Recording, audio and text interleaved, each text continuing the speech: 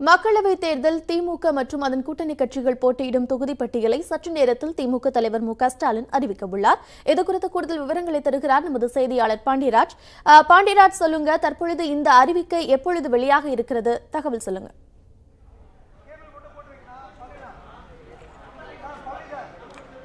கார்த்திகா, திமுகவின் கூட்டணியில் போட்டியிடக்கூடிய கூட்டணி கட்சிகளுடைய தொகுதி உடன்பாடு எட்டப்பட்டுள்ள நிலையில் இன்று காலை 11 மணி அளவில் திமுகவினுடைய தலைவர் மு.க.ஸ்டாலின் தலைமையில் கூட்டணி கட்சி தலைவர்கள் செய்தியாளர்கள் சந்திப்பானது நடைபெற இருந்தது. இந்த சந்திப்பானது இன்னும் சற்று நேரத்தில் நடைபெற இருக்கிறது. இதற்காக அனைத்து வித ஏற்பாடுகளும் சென்னை அண்ணா அறிவாலயத்தில் இருக்கக்கூடிய கலைஞர் அரங்கில் நடைபெற்றுக் கொண்டிருக்கிறது. ஏற்கனவே நாம் குறிப்பிட்டது போல இன்று காலை 11 மணி அளவில் அதிகாரப்பூர்வமாக அறிவிக்கப்பட்டதாக இருந்த அந்த செய்தியாளர் சந்திப்பானது தற்போது தலைவர்களுடைய பல்வேறு வேலைகள் மற்றும் விடுதலை சிறுத்தைகள் கட்சியினுடைய போராட்டம் மற்றும் ஒவ்வொரு தலைவர்களுக்கும் இருக்கக்கூடிய பணிச்சூழல் காரணமாக அந்த செய்தியாளர் சந்திப்பானது சற்று தள்ளி சென்றிருக்கிறது. இந்த செய்தியாளர் சந்திப்பானது 11:45 முதல் 12 மணிக்குள்ளாக தொடங்கும் என்று எதிர்பார்க்கப்படுகிறது. அதற்கான ஏற்பாட்டினை சென்னை அண்ணா அறிவாலயத்தில் இருக்கக்கூடிய நிர்வாகிகள் செய்து கொண்டிருக்கின்றனர். இதற்காக ஏற்கனவே இந்திய கம்யூனிஸ்ட் கட்சியினுடைய மாநில துணை செயலர் வீரபாண்டியன் அவர்கள் வந்திருக்கிறார்கள். அதேபோல தொடர்ச்சியாக இன்னும் பல்வேறு தலைவர்கள் வர இருக்கிறார்கள். குறிப்பாக திமுக கூட்டணியில் இருக்கக்கூடிய காங்கிரஸ், மதிமுக, விடுதலை சிறுத்தைகள், இந்திய யூனியன் முஸ்லீம் லீக் மற்றும் மார்க்சிஸ்ட் கம்யூனிஸ்ட் கட்சி, கொங்குநாடு மக்கள் தேசிய கட்சி, அதேபோல இந்திய ஜனநாயக கட்சி உள்ளிட்ட தலைவர்கள் வந்து இந்த செய்தியாளர் சந்திப்பில் கலந்து கொள்ள இருக்கிறார்கள். இந்த செய்தியாளர் சந்திப்பில் திமுக கூட்டணியில் திமுக மற்றும் திமுக கூட்டணி கட்சிகள் போட்டியிடக்கூடிய அந்த 40 தொகுதிகளுக்கான பட்டியலானது வெளியிடப்பட இருக்கிறது. இதில் திமுக 20 தொகுதிகளில் நேரடியாகவும் கூட்டணி கட்சிகளுக்கு 20 தொகுதி களம் காண்கின்றன. இந்த தொகுதிகளுக்கான பட்டியல் இன்னும் சற்று நேரத்தில் வெளியிடப்பட இருக்கிறது. கார்த்திகா, ஏற்கனவே திமுக நேரடியாக 20 தொகுதிகளிலும் மற்ற தோழமை கட்சிகள் 20 தொகுதிகளிலும் போட்டியிடுகின்றன. இதைத் தொடர்ந்து தொகுதி பட்டியல் இன்று வெளியிடப்படுகிறது. இதைத் தொடர்ந்து வேட்பாளர் பட்டியல் என்று அறிவிக்கப்படும். அது குறித்த தகவல் சொல்லுங்க.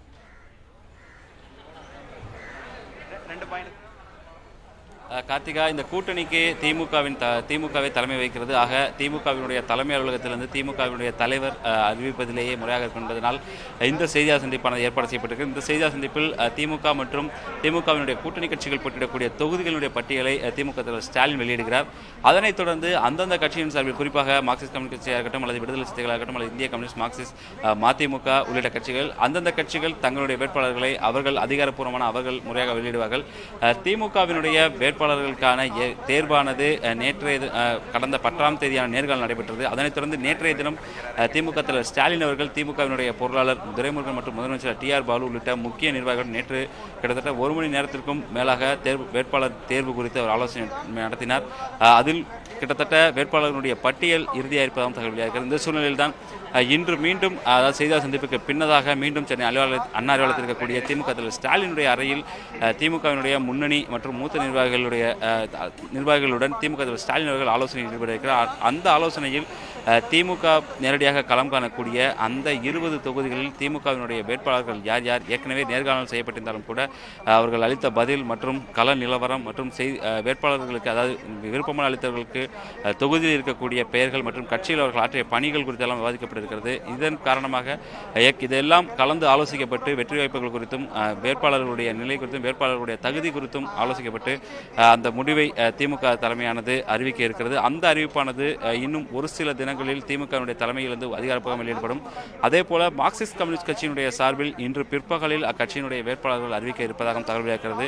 குறிப்பாக மார்க்சிஸ்ட் கம்யூனிஸ்ட் கட்சி போட்டியிடக்கூடிய மதுரை மற்றும் கோவை தொகுதிகளில் 2 தொகுதிகள் வேட்பாளர் அறிவிக்கப்படுகிறார்கள். அதில் மதுரையில் பிரபல எழுத்தாளரும் தற்பொழுது சமீபத்தில் மிக பிரபலமாக இருக்கக்கூடிய வேல்பாரி புத்தகத்தினுடைய எழுத்தாளர் சு. வெங்கடேசன் அவர்கள் மதுரையிலும், அதேபோல கோவையில் முன்னாள் நாடாளுமன்ற உறுப்பினர் பி.ஆர். நடராஜ் அவர்கள் களம் காண இருப்பதாகவும் தகவல் வெளியாக இருக்கிறது. இது குறித்து அதிகாரப்பூர்வ தகவலானது இன்று பிற்பகலில் மார்க்சிஸ்ட் கம்யூனிஸ்ட் கட்சி அதிகாரப்பூர்வமாக வெளியிட இருக்கிறது. அதனைத் தொடர்ந்தே ஒவ்வொரு கட்சியும் தங்கள் கட்சியினுடைய சார்பில் போட்டியிடக்கூடிய வேட்பாளர்களை அறிவிக்க இருக்கிறார்கள். திமுகவினுடைய தலைமையானது இன்று மாலை அல்லது நாளை மறுதினம் கிட்டத்தட்ட 2 நாட்களுக்குள் தன்னுடைய வேட்பாளர் பட்டியலை வெளியிடுவதற்கான வாய்ப்புகள் இருக்கிறது. கார்த்திகா, திமுக தலைவர் மு.க.ஸ்டாலின் தற்பொழுது கூட்டணி கட்சிகளின் தொகுதி பட்டியலை உறுதி செய்ய உள்ள நிலையில் முன்னதாக உத்தேச பட்டியலாக எந்தெந்த தொகுதிகள் எந்தெந்த கட்சிகளுக்கு ஒதுக்கப்படும் அது குறித்த தகவல் இருக்கா?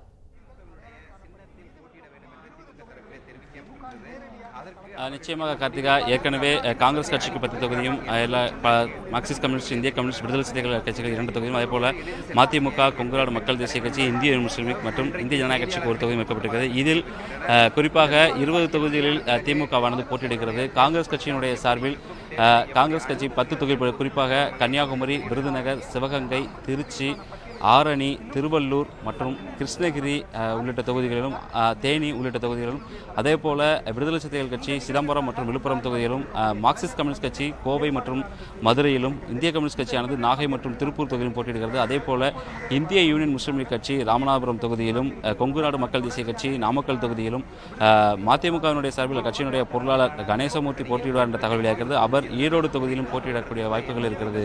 அதேபோல இந்திய ஜனநாயக கட்சிக்கு நேரடியாக பெரம்பலூர் தொகுதி, ஏற்கனவே கடந்த முறை அவர் போட்டியிட்ட அந்த பெரம்பலூர் தொகுதியாக ஒதுக்கப்படுவதற்கான வாய்ப்பும் இருக்கிறது. மீதம் இருக்கக்கூடிய தொகுதிகளில் திமுக போட்டியிட இருக்கிறது. கார்த்திகா, இந்த உத்தேச பட்டியல் இன்னும் சற்று நேரத்தில் உறுதியாக இருக்கிறது. இது குறித்து கூடுதல் தகவல்களை செய்தியாளர் பாண்டியராஜ் கூறினார். நன்றி.